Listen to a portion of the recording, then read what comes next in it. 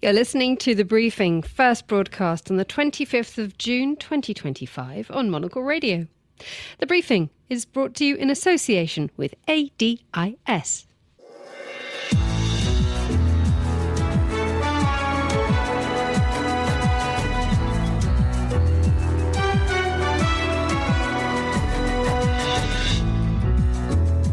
Hello and a very warm welcome to The Briefing, day 3 of France Week. We're coming to you live from Studio 5 at 16 Rue Bachemont in Paris. I'm Emma Nelson, and coming up on today's programme. The Readiness 2030 plan promises to unleash up to 800 billion euros for defence. There's no defence without a strong defence industry, and there's no European security without a strong transatlantic bond. After the intimate dinner, the hustling begins. As the summit starts, Donald Trump casts doubt about the US future commitment to NATO. Also ahead in the next 30 minutes, France goes to the sales today, but there are signs of change in the high street as two big names find themselves in deep trouble. Plus, why prisons are falling apart and the joys of French techno rap. All that coming up right here on The Briefing with me, Emma Nelson.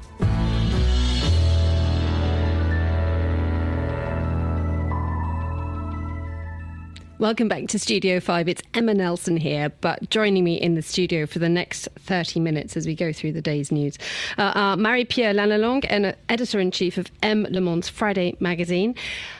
Welcome back. You were here a couple of months ago, weren't you? And you've now just come. Now we're all in full swing, and we're all in our summer dresses, and off we go.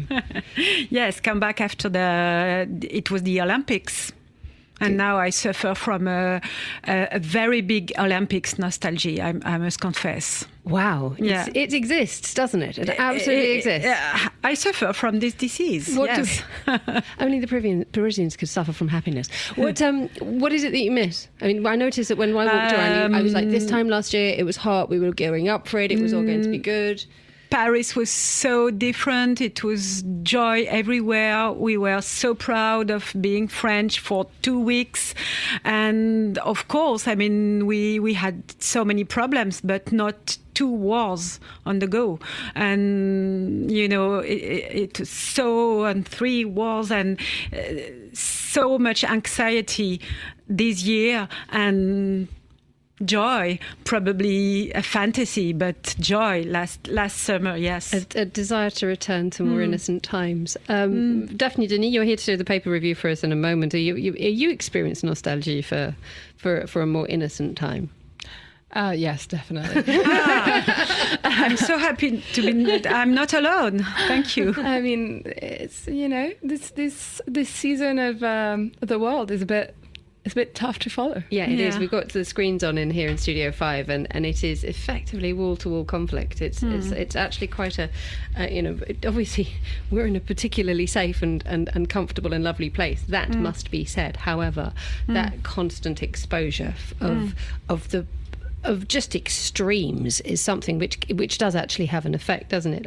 And Marie-Pierre, let's talk about how you are placing this inside your magazine at the moment, because it's probably a moment now when we can take a look at the French media and how it is, and how you, as a media outlet, are balancing your coverage and your editorial decisions. So what do we have coming up in this week's Le Monde Friday magazine? On Friday we have a story on Pasolini, Pier Paolo Pasolini. You know, because in Italy they will have a parliamentary commission to reopen the survey on the murder of Pasolini, because we don't know exactly 50 years after the death of Pasolini. We don't know exactly what happened. So they will go on the survey, l'enquête, the investigation. Sorry, I'm so French and my English is so bad. Like last summer. It's better than most people's French, so don't worry about it. So yes, we are going to talk about Pasolini next Friday. This is the director and the creative, isn't it? So for those of us who don't know who Pasolini was, who just explain very briefly. He was a very big director, Italian, and he was an homosexual, very near to the Communist Party, and at the same time a Catholic, and he was against abortion but overtly gay. So it was interesting. And on top of it, yes, he was close to the communists at this time in the 70s in Italy. So and the cinema that he made is really into the history with a big H of cinema. And that ability... There is a cult around Pasolini. And it's important, isn't it, to have that space, that while we are looking at enormous geopolitical events, that magazines like yours are able to take out the shovel and dig deep, and actually to have that space and the resources to go and actually shine a light on a corner which is what, two generations ago now, possibly nearly forgotten. Yeah, probably, but I suppose that the young generation don't really know about Pasolini. But I think among our readers, they are big fans of Pasolini. That's why we decided to make the story with a photo, a picture of Pasolini back in the days. And what I forgot is he was so handsome. He was probably one of the most beautiful men of the period. He was. I've just seen a picture of him. Yeah. You wanted to talk to us, again, a super serious subject which you wanted to shine a light on at the moment is the state of prisons in France. And you went to visit a prison, was it in Fresnes? Yeah, Fresnes is one of the biggest, but the oldest and probably the worst prison in France. And we were discussing just before, and you told me, but it's the same in England, and it's probably the same in a lot of countries in Europe. But France, we were condemned by the Human Rights European Supreme Court. I don't know if it's the name. And also some prisoner, they sued French state because of the state of the prison. It's like a dehumanization, and it's and prison now in France, and for years now, isn't efficient actually, because most of the people going out of the prison, and I'm sure, and we are sure, and the specialists are sure, that it's because of the way they live during those weeks, months, years in prison. When they come out of the prison, of course, they go back to crime, and usually they go back to prison after some years. And so that's dehumanization, and that's not efficient. You know what I mean? There is a constant, sorry to interrupt, there is a constant argument in many countries though, about the politicization of what we do with people who commit a crime. That what is the situation in France at the moment? Because you have some who are suggesting that the success rate, how you measure the success rate of someone who commits a crime once they are punished is very subjective. Do they never offend again, or do you rehabilitate them, or you get some other areas of politics who want to put more people in prisons and build more prisons? What's the picture like in France? Actually, the government in France has right-wing minister, and especially the justice minister and the interior minister, which is the police minister. And those two guys think about the next presidential election, and probably this election will be, you will win this election with right topics, and that is to say repression, that is to say more police, that is to say, and yeah, they are ready for this election in 2 years, and they are really about repression. That's not the case just in France. We see that everywhere in the Western world. Of course, in America, we are more and more right wing, and it's not just about politics. It's not just about what you think. It's about, is it efficient? And I don't think it is, because when you go to prison, you have to prepare the people not to go back to prison. Marie-Pierre, I know that you have a very keen eye on how you actually craft the overall look and feeling of your magazine. And we started off by talking about the contrast that trying to live through normal life with 3 wars in the background and people getting nostalgia for the innocence of the Olympics. So when you're sort of looking at your magazine layout for the weekend, how much do you have to consciously say we must put light in as well as shade? It's natural. I mean, it's like that from day one, and we will be 15 years old next year, and from day one it's like that. We mix, lifestyle and war, and we have a mix this weekend of a festival. And this is something we can't explain. I think the fact that we are the supplement of Le Monde, which is one of the first newspaper in France and in Europe, really totally in the news, in the hot news. The fact that we are le magazine du monde makes exactly the thing. We are a magazine for the weekend, so with these light features, yes, we are definitely into lifestyle. We want to please our readers because they buy for a magazine, but also it's Le Monde. And Le Monde is the world, right? Yes, Le Monde. And also in France, it says also about the planet. And of course, we talk about what's happening in our country, but on the planet. So and it's scaring at the moment. So you've come up with 80 festivals that we all need to go to this summer. I mean, that's actually quite scary a prospect anyway. Daphne's going to get her pen out in a minute to get the best ones. 80 festivals. How do you go about choosing 8? Well, you've clearly broadened your church quite a lot to get 80 in.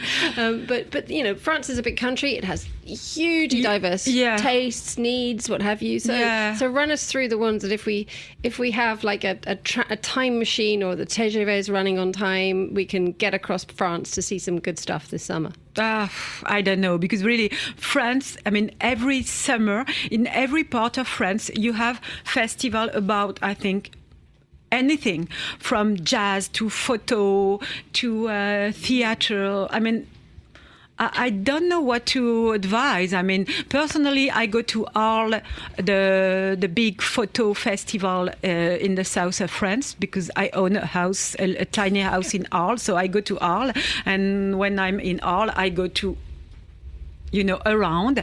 But what I can say to to the people who listen, if anywhere you go this summer in France, and I hope you will come to France this summer, you will find a festival on anything.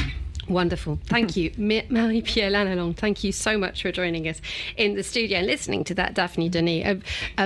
The two things that we raise here, isn't it? The fact that, I don't know about you, but I open the magazine first when I get the paper. I think we just sort of seek that deliciousness, or that, can I go to a festival in Arles? We look for that joy when we open that paper, don't we? I love a magazine, 100%. You're in the right place, Daphne. Yeah, I know.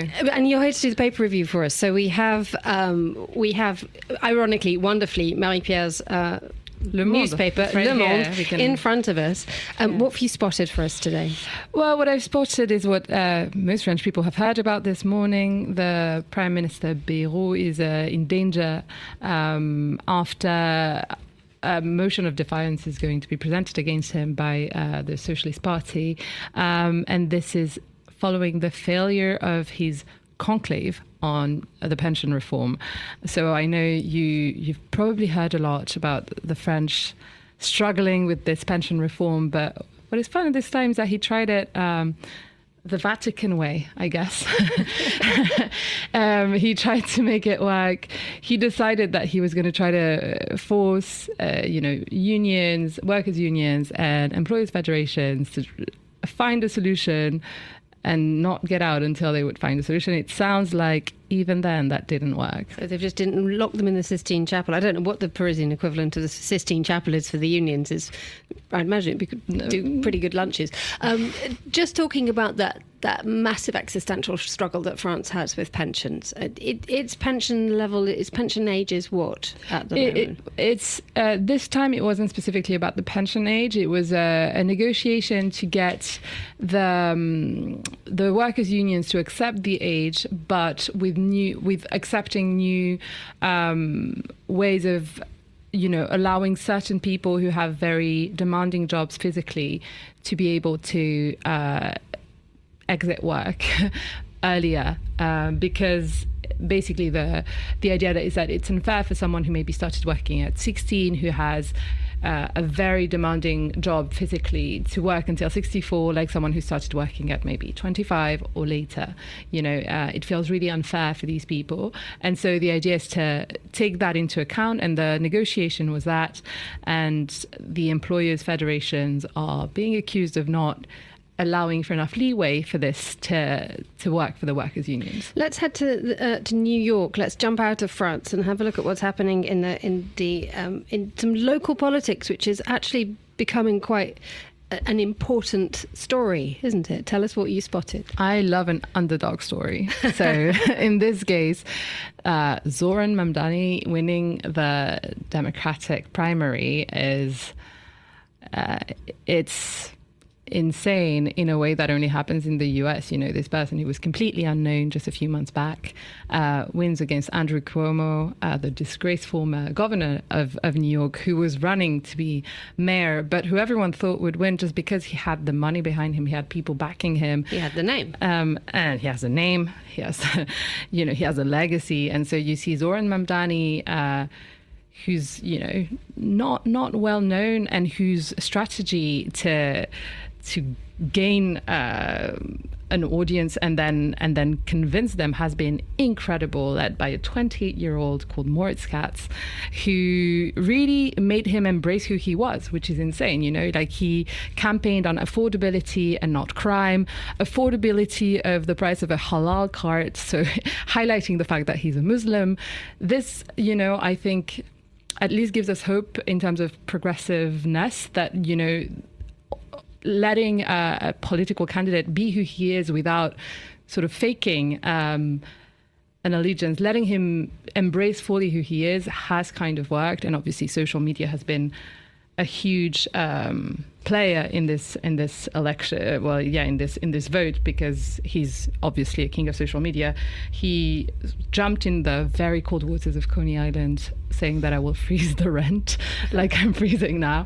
So he's obviously a genius also of social media. It's quite nice to have, actually, in a world, in a country where the most expensive, the richest, the noisiest campaign ploughing money wins, as we saw with Donald Trump, to have a kind of an absolutely brilliant grassroots, scrappy campaign, an authenticity and a genuine element to it, which, dare I say it, is a very fresh sound, a fresh feeling in America at the moment.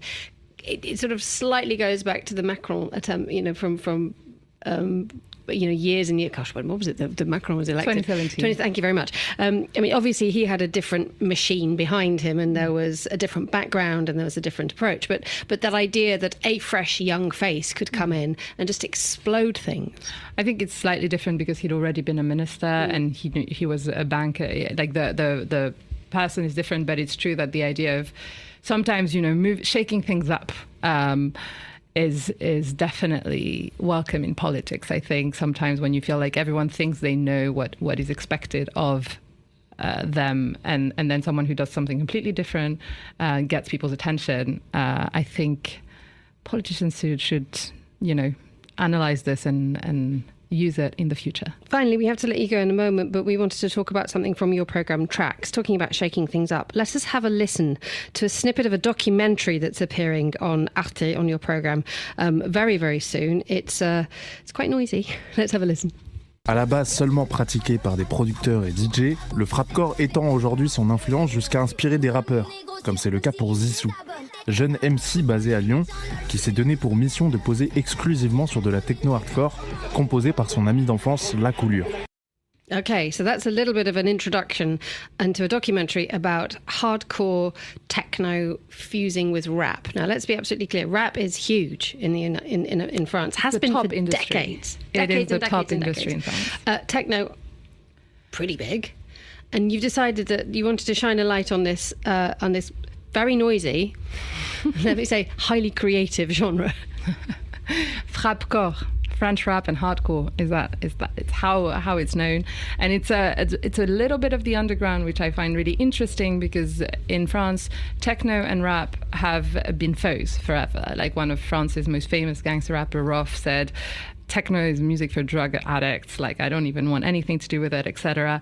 And then this one collective called Casual Gabbers decided we're gonna put some rap, we're gonna sample some rap on gabber music, which comes from the Netherlands, and it's pretty, indeed, noisy. There are fists being pumped in the room. And legs. And they created this sound. Now they're separated, but they've inspired a new generation of DJs, but also of rappers who are trying to like rap on much, much, much more heightened BPMs and beats. Brilliant. And we can find this where?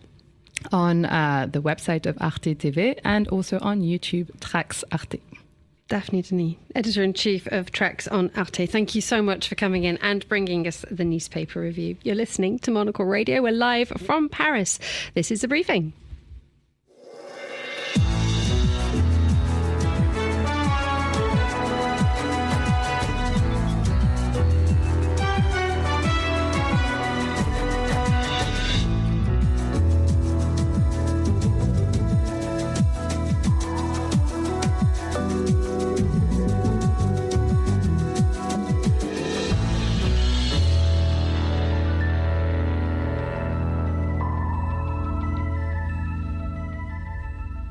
It's 13:21 here in Paris, and the sound of Line 3, the metro, reminds me that a couple of days ago my next guest was in here telling us that actually that is Line 3. And Elizabeth Moutet, French journalist and columnist for the Daily Telegraph, is back in London. Very warm welcome back. Good to see you. Good to be here. And Elizabeth, we want to talk about stories that the monitoring what's been happening in The Hague for the last 24 hours, because in the end, it was the Italian Prime Minister Giorgia Meloni and the NATO Secretary General Mark Rutte who had the pleasure of sitting next to Donald Trump at last night's intimate dinner at The Hague. I mean, look at the pictures because Meloni's face says quite a lot. However, by this morning, after this intimacy, after this joy, smiles, etc., there were really strong reports that even before Trump had landed, he was casting doubts over the future relationship between NATO and the US. I think he said, "I'm committed to being their friend," when he was on Air Force One.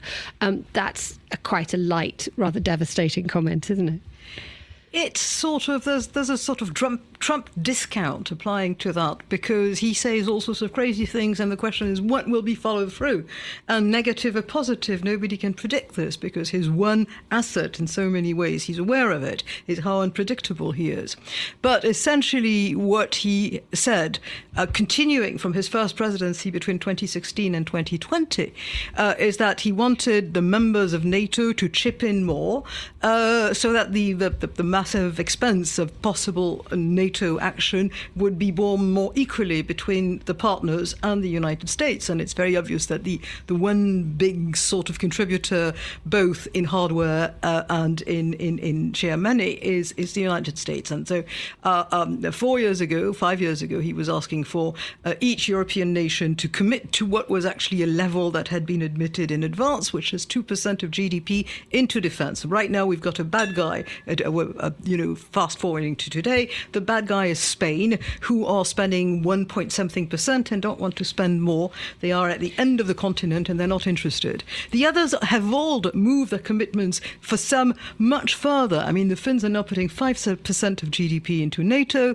The Estonians are doing the same thing. The Poles are moving towards the same goal. France is hoping that 2% will be enough. And there are changes in various places. Italy is also barely skimming 2%. So on the one hand, you've got sheer figures with Trump saying, "I was not elected to pay for foreign wars," having just dumped sort of bunker buster bombs with 135 planes. all of this was pretty expensive onto Tehran, but still, and other cities in Iran, but still, that's what he's come for, and he does not like to be dictated to. So sitting him between Giorgia Meloni, who is the European Trump whisperer, who's a clever woman, who has realized that you're not going to antagonize Donald Trump, and you'd better see whatever you have in common and not break the contact. And Mark Rutte, who's learning recently to send extremely oily emails to the president. Incredible. That's the way you talk to him. I mean, oily is a really good word to describe it. I was actually quite surprised by just how fawning the NATO Secretary General Mark Rutte was. So there's a quote that I have from him saying he congratulated Trump on decisive action in Iran. That for starters is huge. You will achieve something no American president in decades could get done, Rutte told Trump. Europe is going to pay in a big way, as they should, and it will be your win. I mean, it is Trump speak. It's Trump speak, but if you are the biggest in anything, Trump is very, very happy. But what message does that send back to the likes of France, to Germany, to the other NATO members who perhaps may have their own thoughts on what happened in Iran, may have their own thoughts in terms of the way that NATO is reinventing itself? Well, on the one hand, Mark Rutte is not alone on this. If you take the German Chancellor, Friedrich Merz, he didn't say it in those terms, because I can't see somebody slightly stiff-necked comme Friedrich Merz saying anything like, the biggest ever. But he has said that America and Israel were doing necessary and dirty work in this. So there's very strong German support on this. There's Polish support on this. It's not as if most Europeans were like Emmanuel Macron and to some extent Keir Starmer. So it is actually, once you've admitted, and that is a very big if, the sort of Trump expressions of "I've won something at the Atlantic City Casino," Trump Casino, that's how you address the man, which is scary. And then if you get into the heart of the matter, you find the old fault lines within Europe, and it's very interesting that Germany came over, because Germany is the country that did better red than dead like nobody else before in the 70s and 80s. And that's a really big departure here. And Elizabeth Moutet, thank you so much for coming into Studio 5. You're listening to Monocle Radio. It's Emma Nelson here, bringing you the briefing from Paris. The time here in London is, Paris, I should say, is, I forget where I am, 13:27, a little late, but let's have a quick summary of the latest news headlines. Here's Tom Edwards. Thank you, Emma. Zohran Mamdani has scored a surprise victory in the New York mayoral primary, defeating former Governor Andrew Cuomo in a major political upset. A democratic socialist, he's campaigned on taxing the wealthy and has been outspoken in his criticism of US support for Israel. Mr. Cuomo has conceded the race. Britain is buying a dozen new F-35 stealth jets that can carry nuclear bombs. The government says it's the biggest move to strengthen the UK's nuclear power in a generation. The jets can also be armed with standard weaponry and are already used by several NATO allies. And India, Poland and Hungary have launched astronauts to the International Space Station for the first time.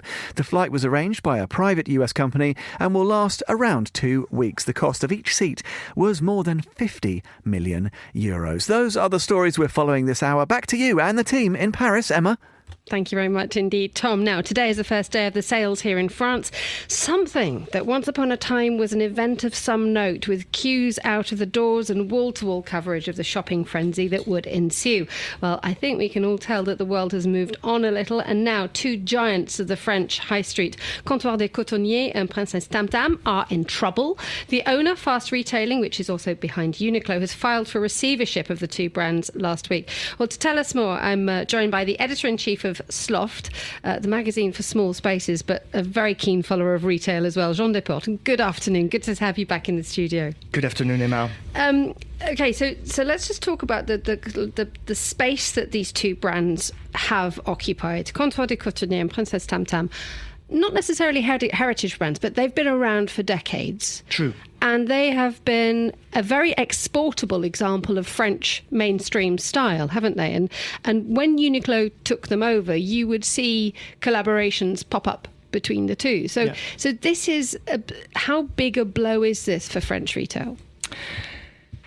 Yeah, it is quite a strong blow, but I think that this is more linked to a concept crisis than to a very fierce competition with like a new fast fashion industry like Shein or Temu, because in fact it is, to me it is a crisis of all those brands that were born in the 80s or the 90s in the Sentier, which is a neighborhood that was always linked to garment industry in Paris, and that originated several successful brands, and some of those brands that were born in the Sentier are still doing very well with new concepts. So maybe because in fact the founders left, when in fact a founder who had the vision of a brand, who had a very very sharp vision of the concept leaves, maybe that then in fact it is jeopardizing in fact the whole brand. It's interesting that you talk about the idea that this is perhaps not something from a threat from the internet, but a crisis of identity. Because if you just place these in context, Comptoir de Cotonnier, good, strong, mid-brand women's wear, did its job really, really well, and travelled. Shops popped up in London for quite a while. A lot of them have disappeared now. Princess Tam Tam was the place where you got the world's smallest bikini. That's all I could ever remember it from, and you got your knickers from there.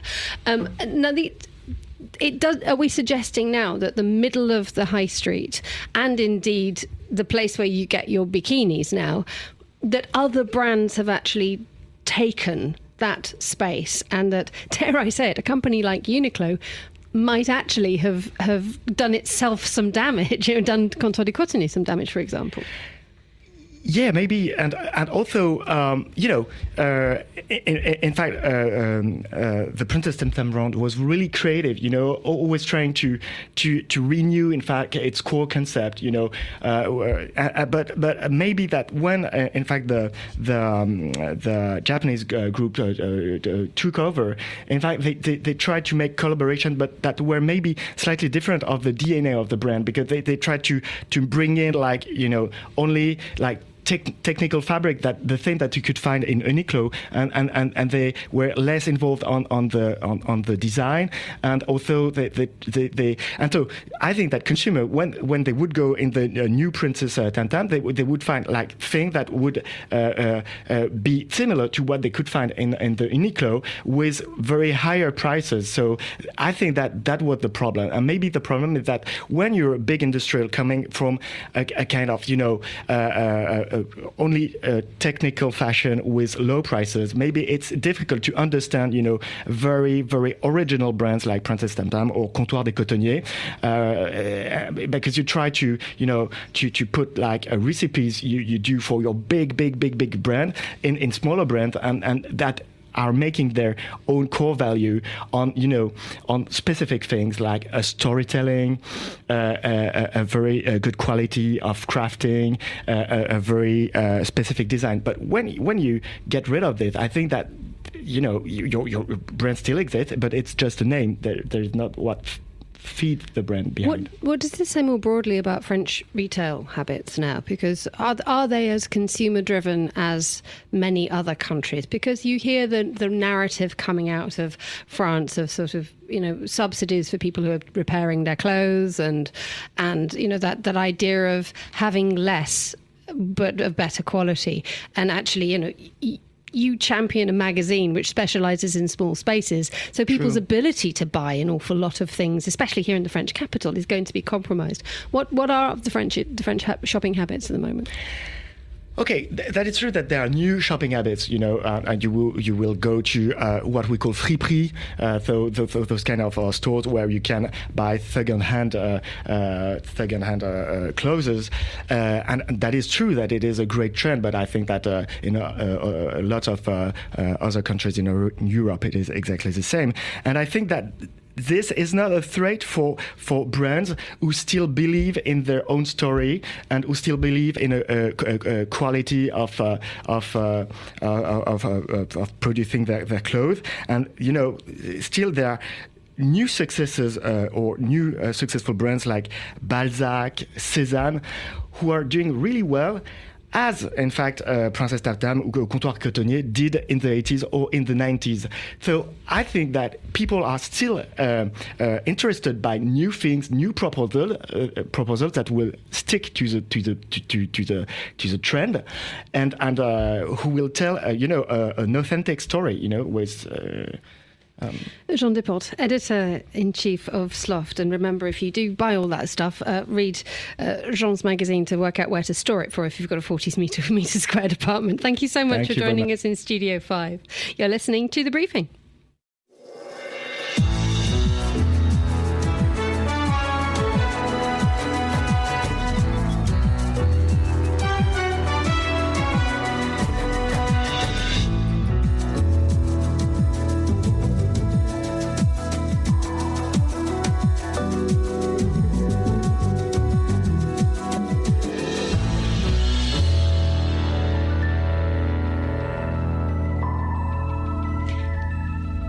Now, last week, the UAE played host to a prestigious group of global policymakers, planners and city leaders shaping the cities of tomorrow. They were all gathering for the inaugural edition of the Abu Dhabi Infrastructure Summit, unpacking everything from building inclusive neighbourhoods to climate-resilient design, mobility solutions and even destination development. Well, Monocle's editor-in-chief, Andrew Tuck, was in attendance to find out how Abu Dhabi is turning big ideas into reality. One of the people he spoke to was His Excellency Abdullah Al-Blushi, who's the Executive Director of the Planning and Infrastructure Sector at the Department of Municipalities and Transport of Abu Dhabi.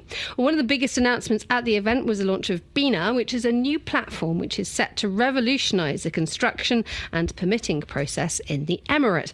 Well, Andrew started by asking him about the tool and what it seeks to achieve. Bina is something I believe the community has been waiting for that for a long time. So one of the main issues we have here in Abu Dhabi that it takes a lot of time for us to approve any designs for the National Housing Villa. So basically Bina comes here to solve the long waiting time and to also bring more transparency to the system. Basically we have cut a lot of the processes. We made it shorter. And we work closely from Department of Municipality with other government entity to make the journey for the customer much easier and transparent. I was reading that there are some 20,000 applications every year for building villas alone. This is a fast-growing country, region, and you need to get building fast. So is that the issue, that just to cope with the number of people arriving and the demand for housing? Actually, it is right. Also, from our estimation that the number is actually going to increase year by year because, the infrastructure project is just growing so fast. I believe in ADBIC they have announced more than 200 billion dirhams of projects in Abu Dhabi. Majority of it is for the infrastructures for the national housing. So we should be ready for all of this number. So by Bina, I believe introducing an AI-powered platform, it will make sure that the customer journey is much smoother. So explain how AI is going to do this, because this is the important part of this announcement is, again, when we come to the UAE, it's an area that's fast adopting the potential of AI, plugging it into every process. What do you think it will do here to this process of trying to get permits and approvals? So honestly, our principle was when we start to develop Bina platform is to make sure we bring all the parties in one platform to enhance the efficiency, to make it more transparent and faster. So AI is working in the platform to make sure that we have immediate response within minutes to any submissions comes to the platform. So to make it more simple, let's take an example. If someone want to approve building permit or he want to start the construction of his villa, he should submit designs. So those designs used to be in the back, takes days to be approved. What we did, we worked with some AI companies. We will be announcing them, inshallah, shortly. They were our partner in this journey. So we enhanced the platform in a way so we took the codes of the construction The AI tool is reading the codes. Once you come to submit your design, it compares the submission with the codes, and it gives you an immediate response where you are compliant or not compliant. Moreover, also we do have the option of 3D viewing. If you submit it through BIM application, you can get feedback through 3D. So it tells you the height of the ceiling is not as per the codes, and it put it in a report. So tell me, if I put in a plan, say that is compliant, how quick might I get an approval now for building a villa? We want to say within a day. Within a day? Yeah. I think if you're sitting in a country in Europe, you'd be delighted if you got approval within the year. Honestly, if you got compliant, because we're starting it with an AI, we kept a human in the loop for the first 2 months just to ensure that it's going smoothly. But we reach a point to make it minutes, inshallah. We're working so hard on that plan as well. I believe it's a game changer in the market, honestly, even for the AI companies now. We started with the villas. We will be moving to the commercial building and industrials. They're a bit more complicated in terms of review, so the platform also will accept that later. And tell me, do you think this is a model? Because, again, what's been fascinating about being here over the last couple of days is many of the things that are being created in Abu Dhabi have a potential to be taken around the world. Are you hoping this will be a kind of best case example where other people will come to Abu Dhabi, not just to deliver services, but the reverse, take your services and your ideas around the world? Honestly, we always measure that by how we will perform in the next months. But I can tell you, we have companies reached out and they want to take this deal with the DMT, but we're studying the requests. 1, 2, some of those companies are international. So it's good. They want to start with something that's ready. I believe Bina is the beginning of the journey. It's going to enhance in a few months. It's going to be more powerful from AI perspective and as well as from the reviewing part. But yes, I believe we will see a lot of companies who would like to adopt it. And that was His Excellency Abdullah Al-Blushi, the Executive Director of the Planning and Infrastructure Sector at DMT Abu Dhabi. He was talking to Monocle's Editor-in-Chief Andrew Tuck. To hear more from the Abu Dhabi Infrastructure Summit, listen to the latest edition of The Urbanist. You can find it quite simply at monocle.com. And that's all the time we have for today's edition of The Briefing live from Paris. The warmest of thanks to all my studio guests coming to Studio 5, and thanks too to our producer Tom Webb and our studio manager Elliot Greenfield. The Briefing's back tomorrow at the same time. Still on day 4, we'll be there for the French week. But for now, from me, Emma Nelson, goodbye. Thank you very much for listening.